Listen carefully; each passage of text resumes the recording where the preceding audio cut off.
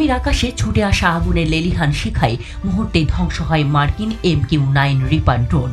Yemeni সশস্ত্র বাহিনীর আকাশ প্রতিরক্ষা বিভাগ ঘোষণা দিয়েছে এটি ছিল তাদের ১৬তম সফল ড্রোন ধ্বংস অভিযান, যেটি প্রতিরোধ যুদ্ধের এক নতুন অধ্যায়ের সূচনা করেছে। ১ এপ্রিল মঙ্গলবার ব্রিগেডিয়ার জেনারেল ইয়াহিয়া সারি এক বিবৃতিতে জানান, ইয়েমেনের মারিব প্রদেশের আকাশে যুক্তরাষ্ট্রের এই অত্যাধুনিক ড্রোনটিকে গুলি করে ভূপাতিত করা হয়েছে। অস্ত্র হিসেবে ব্যবহার করা হয়েছে দেশীয় প্রযুক্তিতে তৈরি একটি সারফেস টু এয়ার ক্ষেপণাস্ত্র।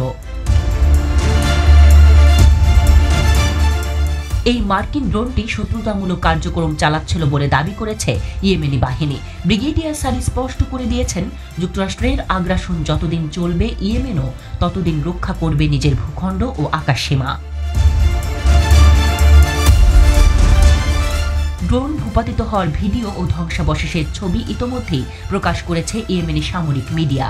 ছবিগুলোতে স্পষ্ট দেখা যাচ্ছে জ্বলন্ত ধ্বংসস্তূপ, ছিন্ন ভিন্ন ধাতব কাঠামো এবং ভস্মীভূত ড্রোনের অংশবিশেষ।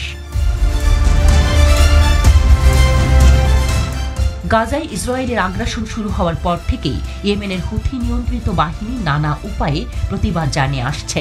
সমুদ্রপথে অবরোধ, জাহাজ টার্গেট করা এবং সর্বশেষ এই ড্রোন ধ্বংস সবকিছুই সেই প্রতিরোধের অংশ। ইয়েমেন বারবার জানিয়েছে তারা ইসরায়েল সংশ্লিষ্ট কোনো জাহাজকে রেড সি বা আরব সাগরে প্রবেশ করতে দেবে না। এই ঘটনার পর ব্রিগেডিয়ার সারি আবারও ঘোষণা দেন, ফিলিস্তিনের প্রতি ইয়েমেনের সমর্থন অবিচল। গাজায় ইসরায়েলি হামলা বন্ধ না হওয়া পর্যন্ত তারা নিজেদের অভিযান বন্ধ করবে না। এদিকে মার্কিন বাহিনীও চুপ করে বসে নেই।